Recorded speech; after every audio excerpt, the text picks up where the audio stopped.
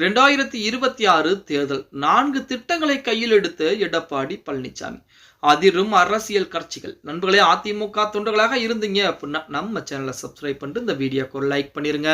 வருகின்ற 2026 சட்டமன்ற தேர்தலை முன்னிட்டு 4 வியூகங்களை கையில் எடுத்திருக்கிறாராம் எடப்பாடி பழனிசாமி.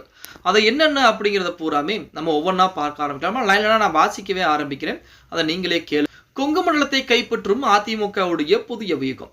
அதிமுகவின் பாரம்பரிய சக்தி மண்டலம் கொங்கு பிரதேசம். கோவை, ஈரோடு, சாலை, அதே நாமக்கல், கரூர், திருப்பூர், பொள்ளாச்சி உள்ளிட்ட 61 தொகுதிகள் கொண்ட இந்த மண்டலத்தில் குறைந்தது 50 இடங்களை வெல்ல வேண்டும் என்ற இலக்கை எடப்பாடி பழனிசாமி நிர்ணயம் செய்து கோவையை வென்றால் கொங்கு மண்டலத்தை முழுமையாக கைப்பற்ற முடியும் என்ற நம்பிக்கை அதிமுகவில் நிலவி வருகிறது. கரூரில் செந்தில் பாலாஜியின் செல்வாக்கு இருந்தாலும் சமீபத்திய நிகழ்வுகளால் திமுகவிற்கு எதிரான மனநிலைமை அங்கு பெரிதாகி அதிமுக கணக்கெடுக்கிறது. அதனால் கொங்கு மண்டலத்திலே ஆட்சிக்கான அடித்தளத்தை அமைக்க முடியும் என எடப்பாடி பழனிசாமி அதற்குரிய வேலைப்பாடுகளை பார்த்துக் கொண்டிருக்கிறார். அதே போல எதிர்ப்பு வாக்குகளை ஒருங்கிணைக்கும் வியூகம். ஸ்டாலின் தலைமையிலான திமுக ஆட்சிக்கு எதிராக ஒரு அளவுக்கு எதிர்ப்பு மனநிலை என்பது தமிழக மக்கள் மத்தியிலே உருவாகி இருக்கிறது. அதிமுக கூட்டணிக்கு வலுவாக பதிந்திருக்கிறது. குறிப்பாக 35 45 வயதுக்குட்பட்ட நடுத்தர வர்க்க வாக்காளர்களை அதிமுக பாஜக கூட்டணியில் பக்கம் திருப்புவது இந்த முக்கிய இலக்காகும். இந்த வயது வாக்காளர்களே பல தொகுதிகளில் வெற்றி தோல்வியை தீர்மானிப்பதில் திமுக மற்றும் நாங்களே என்ற செய்தியை வலிமையாக எடுத்துச் செல்ல அதிமுக தீவிர பிரச்சாரம் செஞ்சிட்டு வர்றாங்க.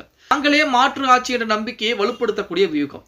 நாம் தமிழர் கட்சி மற்றும் விஜய் தலைமையிலான தமிழக வெற்றி கழகத்தின் எழுச்சி திமுக எதிரான மாற்று அரசியல் சக்தியாக உருவாகும் வாய்ப்பு இருப்பதாக சிலர் கருதுறாங்க. ஆனால் எடப்பாடி பழனிசாமி தலைமையிலான அதிமுக அனுபவம் உள்ள மாற்று ஆட்சி நாங்களே என்ற கருத்தை மக்களிடம் வலுவாக பதிய முயல்கிறது. கரூர் விவகாரத்திற்கு பிறகு விஜய் கட்சியின் மீது சில வட்டாரங்களில் நம்பிக்கை குறைந்ததாக அரசியல் வட்டாரங்கள் கூறுவதால் அதிமுக மீண்டும் அந்த இடைவெளியை நிரப்ப முடியும் என்ற நம்பிக்கை என்பது இருந்து கொண்டிருக்கிறது. அதே போல பெண்கள் வாக்கை குறிவைக்கும் வியூகம்.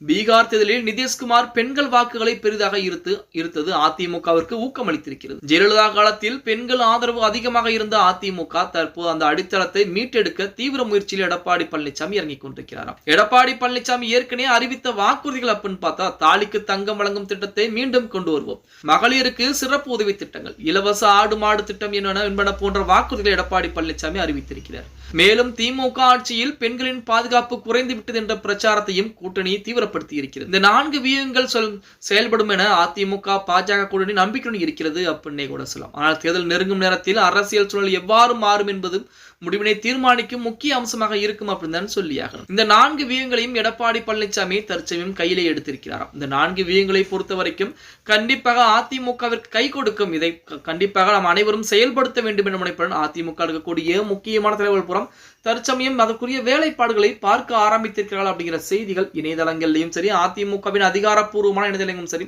வெளியாகி கொண்டுதான் இருக்கிறது அப்படின்னே கூட சொல்லலாம். ஓகே கைஸ், வீடியோ பிடிச்சிருந்தா மறக்காம லைக் பண்ணிருங்க.